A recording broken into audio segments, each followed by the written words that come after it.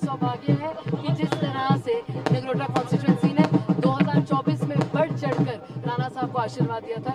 एक बार फिर उन्होंने जिस तरीके से राणा साहब नगरोटा कॉन्स्टिट्यूएंसी को अपना परिवार मानते थे, आज एक परिवार होने का फर्ज निभाया और हमें बढ़ चढ़कर आशीर्वाद दिया, उसके लिए हम जीवन भर शुक्रगुजार हैं। में भी बीजेपी जीत रही है, यहाँ आप नगरोटा सीट जीती है, क्या कहेंगे? हमारा बड़ा सौभाग्य है कि भारतीय जनता पार्टी के दूरदर्शी नेतृत्व में हमें आज वो हिस्सा लेने का हमें मौका मिला, उनका आशीर्वाद मिला। हम बहुत बहुत धन्यवाद करेंगे भारतीय जनता पार्टी के हर हमारे बड़े सियासतदान का, हमारे जितने भी कार्यकर्ता कर्मठ कार्यकर्ताओं का, और जितने भी राणा साहब के परिवार के सदस्य जो दिन रात एक कर मैदान पे उतरे। भारतीय जनता पार्टी जब चुनाव लड़ती है जीतने के लिए लड़ती है, और उसी का अंजाम आपको आज यहाँ नगरोटा में भी और बिहार में भी। इमोशनल पल है, आपके फादर जीते इसी कॉन्स्टिट्यूंसी से, आज आपको लोगों ने मतदान दिया, आपको जिताया, क्या कहेंगे?